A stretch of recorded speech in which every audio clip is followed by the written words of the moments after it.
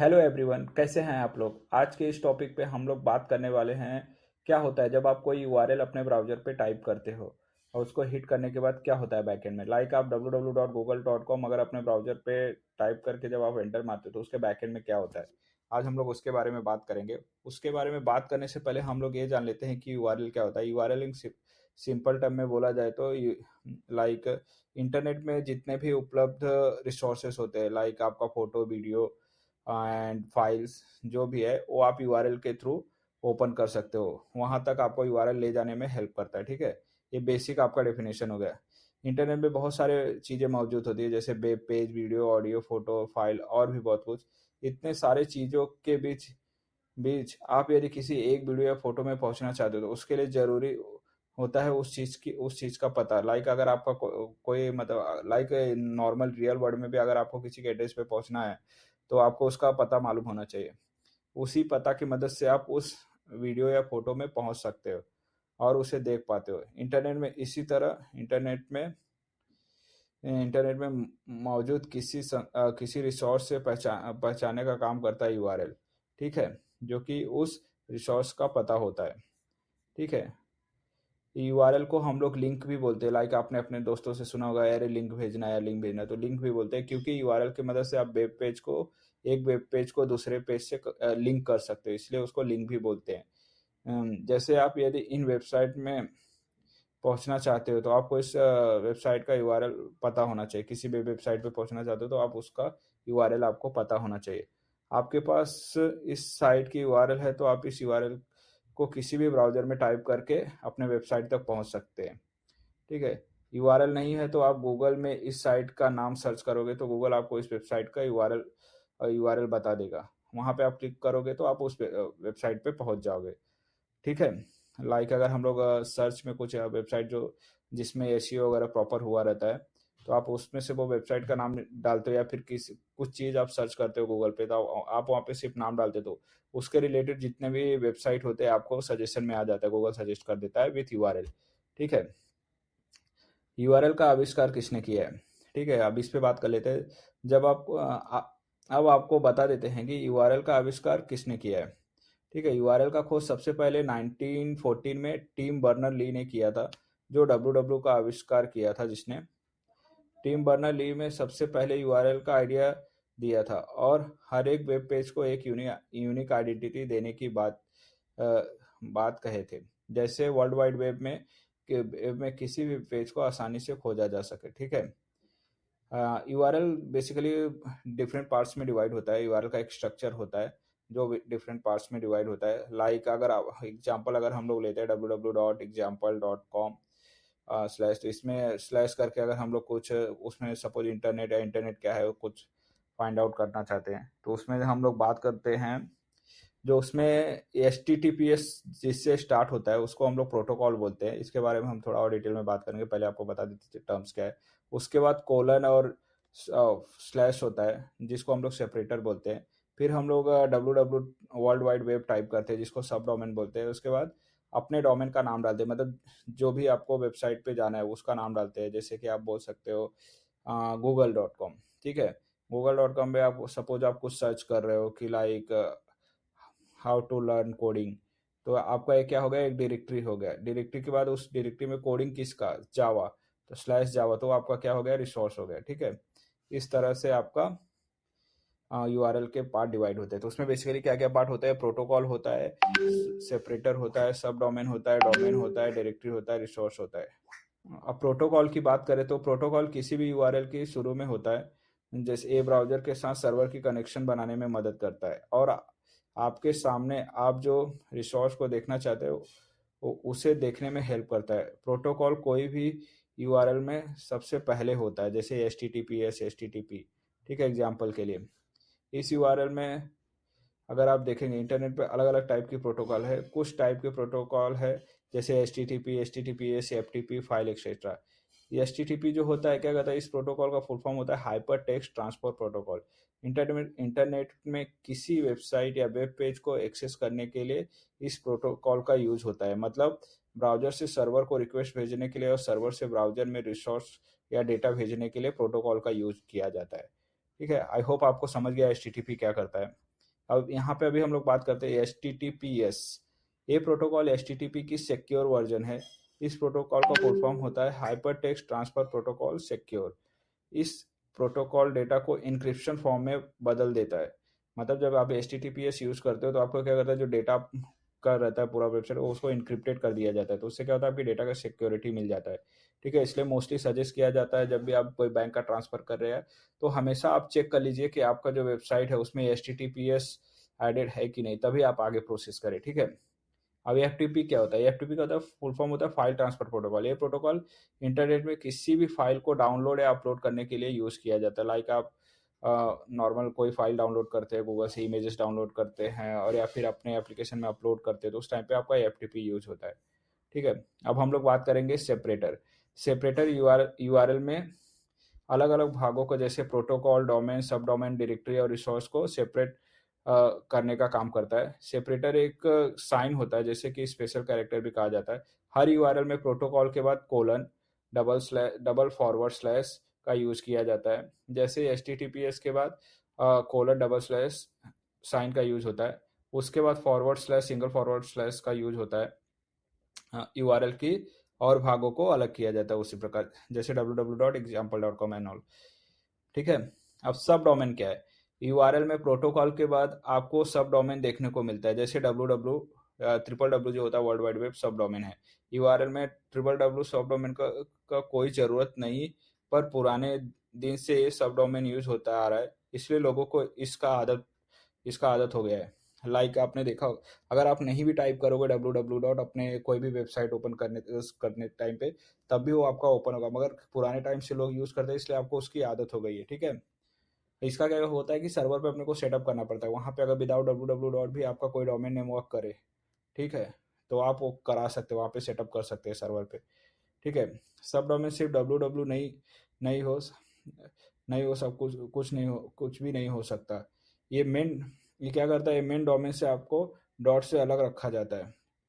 ठीक है, जिसके थ्रू हम लोग कनेक्ट कर सकते हैं। मेन डोमेन से सब डोमेन यूज करके एक नया वेबसाइट बनाया जाता है। ठीक है। Like www.google.com, like like hindi.learning.in, ऐसा आप बोल सकते हैं। That is coming to a sub domain. अब डोमेन क्या होता है? इंटरनेट में डोमेन किसी भी एक सर्वर को या एक साथ बहुत कंप्यूटर के एड्रेस जो हम लोग टाइप करते हैं वो होता है। डोमेन नेम को इंटरनेट में आईपी एड्रेस के बदले यूज़ किया जाता है। ठीक है। एक्चुअली क्या होता है कि जो एक्चुअल जो सर्वर पे अपना ब्राउज़र वर्क करता है आईपी एड्रेस के थ्रू ही वर्क करता है, बट जो डीएनएस होता है, डोमेन नेम सिस्टम होता है, उसमें क्या होता है कि मैपिंग हुई रहती है। जो भी आप हम लोग डोमेन नेम डालते हैं, यूनिक डोमेन नेम हमेशा यूनिक होता है। वो क्या करता है, डोमेन नेम सिस्टम की हेल्प से क्या करता है, आपका आईपी एड्रेस फाइंड आउट करता है। फिर उस आईपी एड्रेस के हेल्प से आपका जो वेबसाइट का डेटा होता है आपको मिल जाता है, आपको देखने को मिल जाता है। ठीक है। आई होप आपको ये सिंपल लगा, आपको ये समझ गया। ठीक है। और डायरेक्टरी क्या हो गया कि आपकी किसी वेबसाइट का मतलब जहाँ पे जो डेटा आपको चाहिए, जो फंक्शन आपको परफॉर्म करना, मतलब आपको किसी का इन्फॉर्मेशन चाहिए, तो स्लैश आप वो इन्फॉर्मेशन में स्लैश उस यूजर का आईडी डालोगे तो उसका इन्फॉर्मेशन आपके सामने डिस्प्ले हो जाएगा। ठीक है। तो उसको रिसोर्स बोलते हैं। उसमें आपका जो आईडी डाल रहे हो आपका क्या हो जाएगा, डायरेक्ट रिसोर्स हो गया। सर को किसका आईडी चाहिए। ठीक है। नॉर्मल अगर एग्जांपल के लिए देख ले, इंटरनेट स्लैश इंटरनेट क्या है .html। ठीक है। हाँ, उसी तरह हम लोग बात करते हैं रिसोर्स। रिसोर्स वेबसाइट में एक उस चीज़ को कहते हैं resource. Web page, photo, video जो भी रहता है आपका वेबसाइट स्लैश फोटो वीडियो, उस नाम डालेंगे पीएनजी पेज जो रहता है वो आपका रिसोर्स रहता है, फिर वो ब्राउजर पे आपको दिख जाता है। ठीक है। ये हो गया आपने जो हम लोग ने डिवाइड किया है चीज़ें। ठीक है। यूआरएल कहाँ होता है? अगर आपको यूआरएल कहाँ होता है, जब आप कोई भी ब्राउजर में कोई भी वेबसाइट या वेब पेज ओपन करेंगे तब उस वेबसाइट या वेब पेज की यूआरएल उस वेब पेज के ऊपर यूआरएल बॉक्स में मिलेगा। इस यूआरएल बॉक्स से आप उस यूआरएल को कॉपी कर सकते हैं और किसी को भी शेयर कर सकते हैं। ठीक है।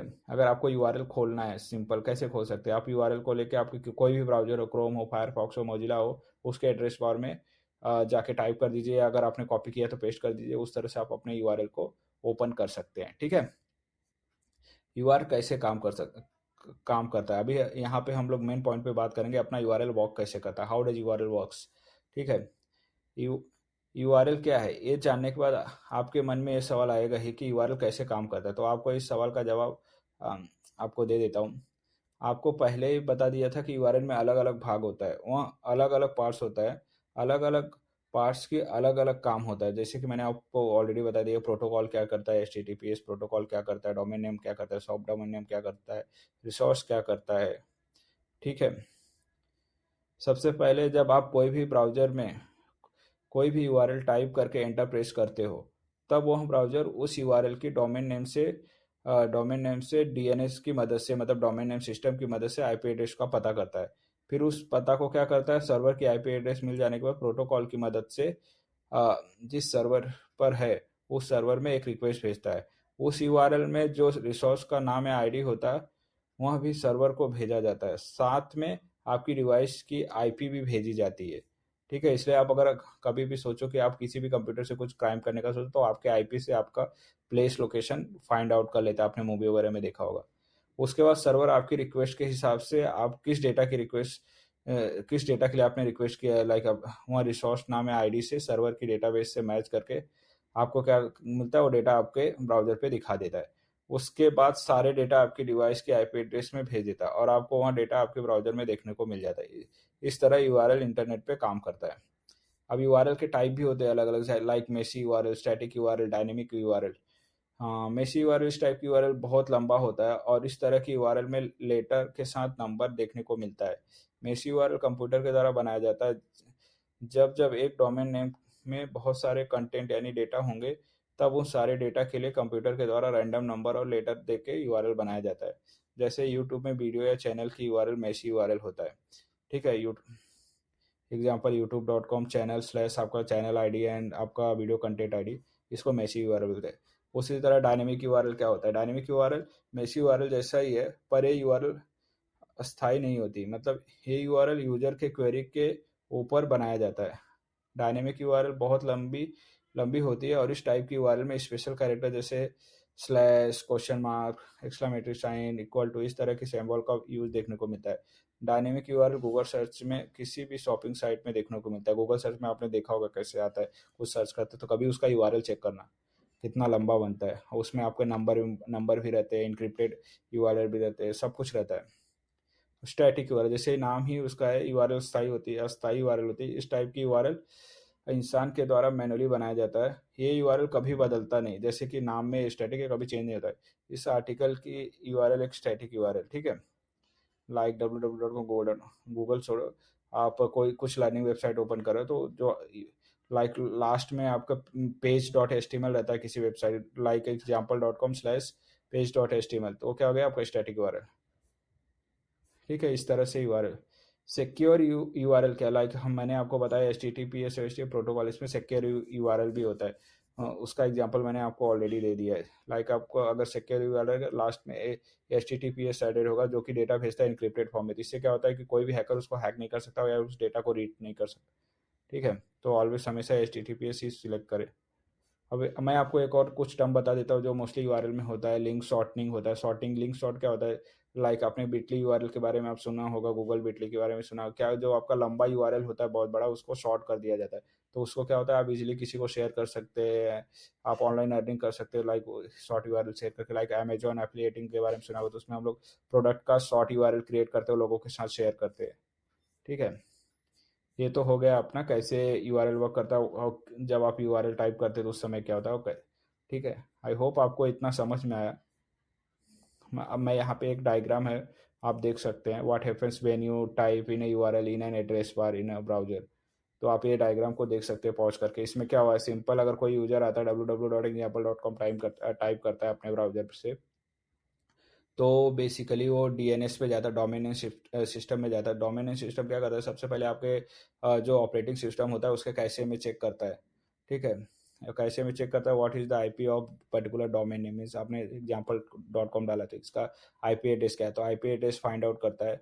आईपी एड्रेस फाइंड आउट करने के बाद second level domain name server find out करता है, लाइक एग्जाम्पल.com। फिर उसके बाद third level name server find करता है, www.example.com। ये सब मिलने के बाद उसका आईपी एड्रेस मिलता है। आईपी एड्रेस को इंटरनेट सर्विस प्रोवाइडर में सेंड कर देता है, उसके थ्रू राउटिंग राउटिंग होता है और राउटिंग के थ्रू आपके ब्राउजर पे डेटा आता है। तो उसके बाद डीएनएस के बाद जैसे ही आपका आईपी एड्रेस मिल जाता है, फिर वो इनिशिएट करता है TCP connection, transmission control protocol. तो टीसीपी कैसा होता है, आपके सर्वर और क्लाइंट के बीच में जो कनेक्शन होता है उसको हम लोग टीसीपी के थ्रू कनेक्शन प्रोवाइड करते हैं। फिर वो हिट करता है, एचटीटीपी रिक्वेस्ट हिट करता है प्रोटोकॉल, जैसे बताया सबसे पहले हाइपर टेक्स्ट ट्रांसफर प्रोटोकॉल। वो रिक्वेस्ट क्या करता है, सर्वर को रिक्वेस्ट भेजता है, सर्वर के पास वो रिक्वेस्ट आता है, गेट का रिक्वेस्ट। तो सर्वर पे चेक होता है कि एक्चुअली ये particular example dot com proper working है कि नहीं। अगर वो प्रॉपर वर्किंग होगा तो सर्वर अपने को रिस्पॉन्स देता है। आपने रिस्पॉन्सेस देखा, अगर आप डेवलपर है तो आपने रिस्पॉन्सेस देखा, अदरवाइज आप डेवलपर नहीं है, टेक्निकल नहीं, तो आप सिंपल समझ लिए कि एक सर्वर होता है, एक मशीन होता है जो ग्लोबली मतलब ऑनलाइन स्टोर किया रहता है। मतलब वो मशीन क्या है, वो मशीन पे अपने सारे वेबसाइट होते हैं, अलग अलग वेबसाइट के लिए अलग अलग मशीन होते हैं, ठीक है। तो वो मशीन क्या करता है, जब आप रिक्वेस्ट करते हो तो आपको डेटा प्रोवाइड करता है अगर आप डेवलपर हो तो आपको पता होगा 200 respond, 300 respond, 400, 500 respond like server error, 200 respond success, आपको सक्सेसफुली डेटा मिल गया, ठीक है। उसके बाद क्या होता है, जब आपको डेटा मिलता है, सर्वर रिस्पॉन्स देता है, तो वो जो फॉर्म में आता है HTML plus CSS plus JavaScript के फॉर्म में आता है। इसमें HTML हेल्प करता है आपको पेज बनाने में, लाइक आपने कुछ भी देखा, टेक्स्ट बॉक्स हो गया, बटन हो गया, लेबल हो गया, वो HTML के हेल्प से ही आपको ब्राउजर पे जो पूरा डेटा दिखता है, मतलब आपको एक UI दिखता है, परफेक्ट UI दिखता है, वो HTML की मदद से ही दिखता है। उसमें हम लोग CSS अप्लाई कर देते हैं, मतलब उसको डेकोरेट कर, लाइक अगर किसी लड़की को मेकअप लगाते हैं तो और ज़्यादा ब्यूटीफुल दिखने लगती है, तो वो CSS के हेल्प से। उसमें जावास्क्रिप्ट भी रहता है, लाइक फंक्शन परफॉर्म करने के लिए। उस ब्राउजर पे आप बटन पे क्लिक करते हैं, आपको इमेज पे लेके जाते हो तो इमेज बड़ा होकर दिखता है, वो सब जावास्क्रिप्ट के हो, होता है, ठीक है। इसमें भी बहुत सारे प्रोसेस होते हैं HTML CSS से सब बाइंडिंग से पहले। लाइक आपका पार्स होता है, HTML डॉक्यूमेंट पार्स होने के बाद टोकनाइजर होता है, लाइक आपका स्पेस टैब ये सब कंसीडर होता है। डॉम ट्री क्रिएट होता है, लाइक हेडर बॉडी के अंदर जो हम लोग डेटा लिखते हैं, ठीक है। फिर रेंडर ट्री होता है, फिर पेंटिंग होता है। पेंटिंग होता है मतलब यूजर इंटरफेस जो बनता है आपका, रेंडरिंग इंजन ऑल। फिर उसके बाद आपको फाइनल में यहाँ पे देख सकते हैं पूरा परफेक्ट वेबसाइट व्यू दिखने लगता है। इस तरह से अपना इंटरनली जब आप हिट करते हो ब्राउजर पे, जब आप अपना URL हिट करते हो तो इस तरह से वर्क करता है। आई होप आपको ये समझ में आ गया। इसको हम लोग और डिटेल में बात करेंगे इन डेप्थ। बट अगर आपको मेरा वीडियो अच्छा लगा तो फिर प्लीज़ चैनल को सब्सक्राइब कर दीजिए और ज़्यादा से ज़्यादा अपने दोस्तों में शेयर कर। मैं आप लोगों को ऐसे ही सिस्टम डिज़ाइन रिलेटेड वीडियो लाता रहूँगा जो आपको इंटरव्यू के टाइम पे बहुत ज़्यादा हेल्प करेगा। आई होप आपको पसंद आया। कुछ डाउट है तो आप प्लीज़ कमेंट करिए और मुझे बताइए कि आपको कैसा लगा। कुछ डाउट है किसी किसी टर्म्स में या किसी फ्लो में, तो आप मुझे बता सकते हैं, मैं आपको ज़रूर उसका आंसर करूँगा, ठीक है। थैंक यू सो मच दोस्तों।